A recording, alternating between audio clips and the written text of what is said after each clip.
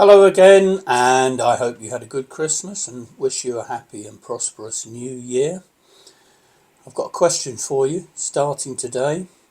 When was the last time you did nothing? In today's busy world, we've been conditioned into thinking that we shouldn't be sitting doing nothing. We should be busy all the time. And I think that might be a problem, certainly a problem for me. So today we're going to look at some options for meditation. I'm not a professional. I know nothing about this apart from the fact I've done a few courses, but I do meditate. Sometimes formally, I do it properly, and sometimes informally. And I'll go into what works for me, what doesn't work, what you might want to try.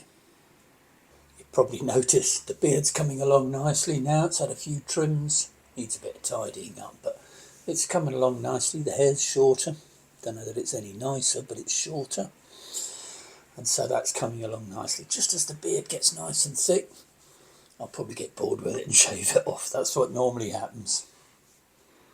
Last year I did the Boxing Day swim in the sea, and I decided that I got such a buzz from it, having done the Wim Hof method, something I may well cover in a video later on if you're interested in that.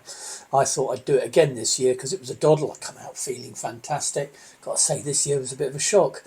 The sea was 9 degrees, the air was 7 degrees, and we got cold before we got in. It's never a good start. So a bit of a shock this year, but all the same, good to do.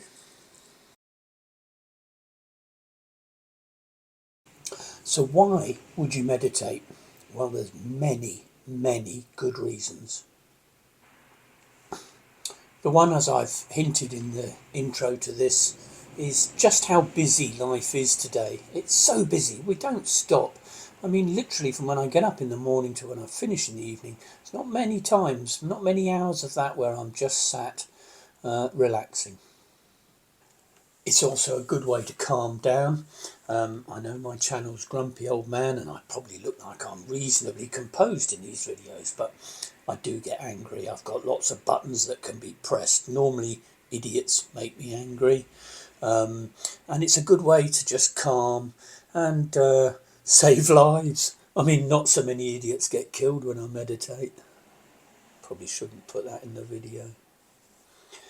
And then there's stopping the voices. I don't mean the voices in the head, kill, kill, kill. I mean the constant dialogue. I have a constant dialogue going on when I'm thinking about things. Even when I'm washing up dishes, I'm thinking, oh, should I be doing it that way? Or is that water hotter? There's a constant dialogue going on. At the end of the day, I'm knackered. So it's a good way of calming that dialogue, the voice in your head. And then there's the simple, obvious ones of health, both physical health. I suffer from blood pressure. I do have to keep an eye on it, and I try not to take tablets. I don't like taking tablets for anything, and I try and sort it out myself. And meditation helps me to do that, along with ginger. Good secret there if you've got blood pressure, ginger. Fantastic. Anyway, and also the obvious mental health benefits. I've talked about the dialogue in your head, and I think post-COVID there's a lot of people with a lot of issues that they didn't have prior to COVID, even if it's just that they've reevaluated their lives and decided they don't like what they've got. But there's mental health issues as well that can be seriously helped by meditation.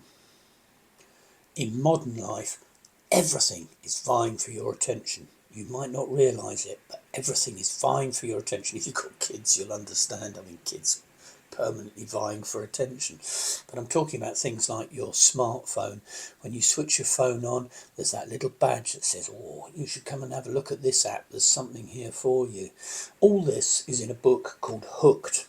It's a yellow book. It's referred to as the yellow book. If you write an app for a phone, you will have to have read it. It's all about how to get you hooked onto that app, how to get you to keep coming back to it. Those little badges on the apps, that's exactly what they're for. How many times have you switched your phone on, picked your phone up, switched it on, had a look and thought, oh, I'll have a look at that. Oh, I'll look at that. And then you forget why you even picked your phone up the first time. Now, it might be me getting old, but you know what I mean? There's all these little distractions on your phone designed to take you somewhere else other than where you thought you were going to go. Same with advertising. We're constantly being bombarded with messages, you know. Some of them are brutal. We've got a windscreen replacement company here in the UK. Modern windscreens, when they go, you get a crack. You could leave it a year and fix it later. But they've got this advert, you're driving down the lane with your family in the car. It's dark, it's raining, and your windscreen goes. And you think, big deal, I'll drive home. But that type of constant pressure that we're under, vying for our attention, trying to plant concern and worry. And so, you know, meditation's never been more needed than it is now. If you think you don't need meditation, just think back to the last time you came back from holiday. Holiday is like meditation, a very big version of meditation.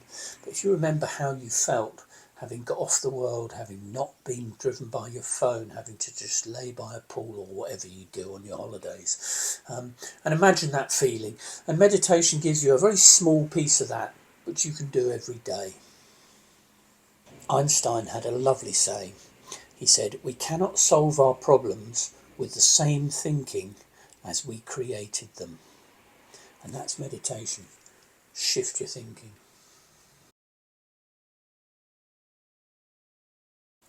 There's lots of ways to meditate. Some of them are formal. You've got things like mindfulness. I went and did a course on mindfulness. Come on to that in a minute. And there's lots of different ways to meditate, types of meditation. There's also informal meditation, which is more my cup of tea. And when I say things like that, I mean, like you've got a dog. If you walk your dog, that's like meditation.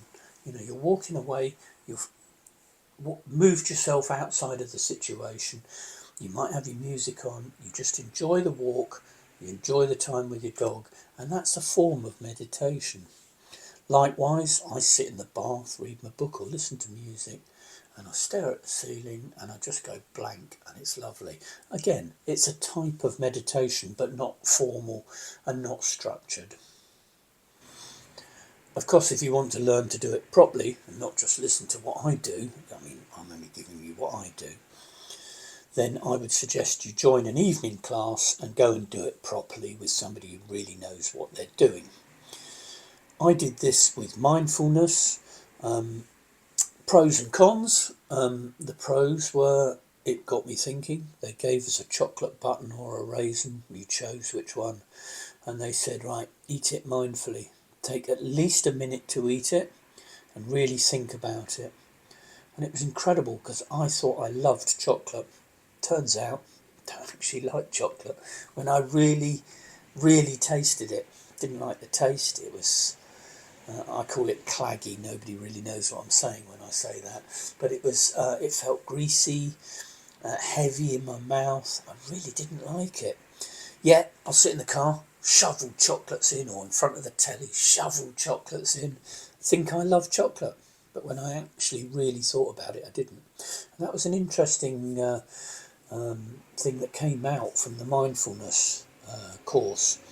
The other thing that came out from it, there was a woman in our course who was an absolute pain in the arse. She didn't shut up. Look at me, look at me, look at me. She was exactly the sort of thing you're trying to get away from in meditation. Somehow she survived.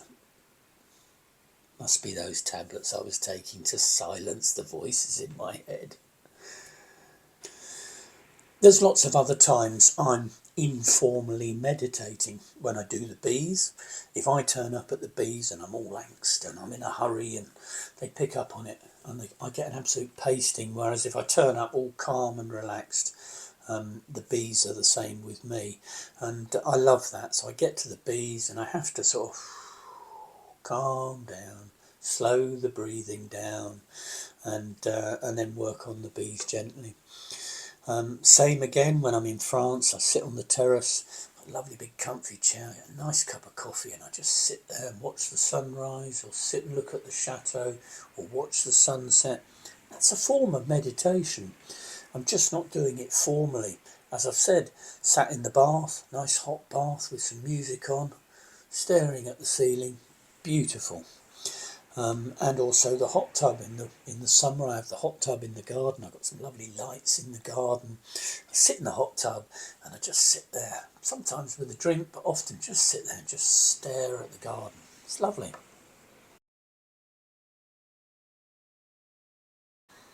I always start by finding a comfortable place. I used to lay down and do it, and certainly when I did the mindfulness course, we could lay down or sit upright. But I found that when I lay down, I just fall asleep. If I get that relaxed, I just fall asleep. So I tend to sit up. I tend to find a comfortable chair, sit upright. I often put a cushion behind me, and I just sit for a minute, and I just switch off the phone, make sure you're not going to get disturbed. And then I start on the breathing. Now the breathing, I think, is standard for pretty much all meditation. I start with breathing in through the nose, out through the mouth. Nice, long, slow breaths, and I concentrate on them. I feel the air, I feel everything as I'm doing it. Again, there's some problems with that. I suffer from sinus problems, as you've probably heard on some of my videos. I'm very snuffly. Sometimes I can't breathe through my nose, and so I just breathe through my mouth. And that's kind of the trick with meditation when you hit the problems, and we'll come on to problems. The trick is just put them to one side, carry on. Don't let them razz you up. So I start with the breathing, and then I start with relaxation. And you can either start from your head down, or your toes up, or your fingertips in, whatever suits you. I tend to start with my toes, and I consciously go from my toes up my legs, up my torso, up my arms, up to my head, and I consciously relax the muscles as I go. Here's a quick test for you. Do it right now. How much tension have you got in your face right now? If you let it go, if you sit there and you actually concentrate on letting your face go, I know you're going to go, you're going to look a bit dorky, but just try it. Just relax, and you'll be shocked at how much tension is just in your face muscles right now. So that relaxation, you can concentrate on bringing it up through your body. And I even go through my ears. You wouldn't believe that you can get tension in your ears, but you can. While I'm concentrating on the breathing and then that relaxation, what I'm actually doing is I'm stopping that dialogue in my head as well, because you're actually thinking about your breathing and your relaxation, not having that dialogue. So you're trying to silence that dialogue at the same time.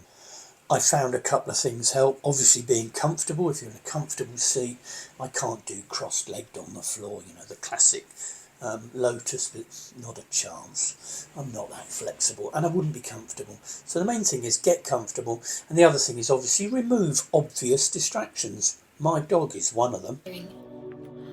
All skills take time and practice to build. Whatever you're at now is perfect bollocks, for you. dog. So let yourself off the hook. And we'll begin Yes, I with love a you. 15-second practice when I'm trying to meditate. where I will invite you to focus on a color. The doorbell, noises in the distance. I've got a park behind me. I've often got kids playing out in the park, and I also find then that either following somebody on YouTube who knows what they're doing, not me. I'll put a link in for a channel I follow, which I find really good. So I found having some sound on, for example, running water, rain in a forest, thunderstorms in the distance, that sort of background white noise helps me to drown out other noises. I follow a couple of channels on YouTube. There's one I like in particular. It's not highbrow, it's pretty straightforward meditation. I really like it. I'll post a link in the comments underneath. And here's some of the problems I've faced while meditating. The first is finding time. The fact I can't find time to get off the hamster wheel tells me there's a problem. If you're in the same position, you can't find time, then actually you probably need meditation more than ever. As discussed, there's finding the right location, finding somewhere where you're not going to be disturbed, where you're going to be comfortable. Switch your phone off, get rid of all the disturbances. Again, it's very easy to pick up a disturbance. And in fact, some people claim that your mind is just not conditioned to sitting there doing nothing, and therefore your mind's actually looking for a distraction. You start getting itches that you never knew about and things like that. But you just have to find a way through them. That's just part of practicing. And the one I've covered already is falling asleep. If I relax too much, I fall asleep. So therefore I sit up.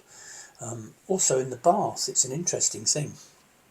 You generally don't fall asleep properly in the bath. You might think you're asleep, but actually you're in a conscious, subconscious balance. And Einstein used to sit in an armchair with a handful of marbles, and he had a tray underneath his chair, and he would just sit there and he would go into this conscious, subconscious in the middle. And if he started to fall asleep, he'd drop marbles and they'd hit the tray and wake him up just enough to bring him back into the conscious mind. And he claimed that's when he did all his thinking. So I find the bath is nice. Obviously, careful you don't drown, but in theory your mind won't let you fall asleep in the bath. They say the same is true of toilets. A lot of people have fantastic ideas sat on the loo because they get into that sort of state where they're not having to think, but their mind is keeping them awake enough that they don't fall off the loo. Funny as that would be. So you've got this far. Do you believe me? And here's the big test. Get yourself one of these. I think they're called a sphygmometer, blood pressure measuring device. You pick them up really cheap, and take your blood pressure and your pulse, which this one does, before you meditate and after you've meditated. I'll put money on it. There'll be a very, very big difference. I've certainly found so.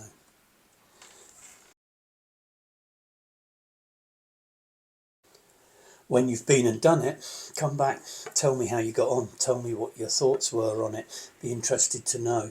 It does work for me, and certainly when I get a bit razzed up and a bit crazy with people driving me mad, I can sit there, as I say, not always formally. Sometimes I just sit, just calm and think, and it certainly works for me. I'll be interested to see whether you want to carry on doing it or not. I tend to find that I don't have a structured enough life that I'll do it so many times per week. I do it as and when needed, though I do find, because I love my bath, my hot bath, I find I've always got half an hour or so a day when I'm doing that. And here's a big question. Would you be prepared to lose your smartphone? For me, my smartphone is the biggest distraction I have. It's the reason I hate my Apple Watch. Not only does my smartphone vie for my attention all the time, but now my watch does as well. So I'm contemplating trying old style phone for a while. This will just get me a phone call in an emergency or allow me to make a phone call. It won't distract me with Facebook, WhatsApp and all these other things. Contemplating that one. It's a drastic one, I know, but again, if you think that might be interesting, comment below. We might give that a go. Well, I hope that's helped you to de-stress after a hectic Christmas and New Year. My plans for the ultimate declutter, if you don't know what I'm talking about, see my last video, are well underway now. My house is getting decorated and cleaned up over the Christmas. I'm starting to clear a huge amount of clutter. Pretty much my loft is empty now, and I'm really ploughing through the clutter. So my plans are on track to downsize in the spring. Got a couple of other things that are coming up. I've talked about the Wim Hof method. May well cover that while it's cold in the UK. So we've now got January, February, our coldest months, though this year doesn't appear to be doing it, just seems to be wet. But if it gets colder, perhaps we'll look at the Wim Hof method. I'm also looking at New Year's resolutions. I always joke that every year I take the same list and I print it out and I don't do it. And next year, I just take the same list and print it out again. It's things like lose 2 stone, get fit, get my French fluent, learn a musical instrument. It's the same list every year. I don't know why I do it. So I might well look into that again. If that's interesting, chuck it in the comments, we'll have a look.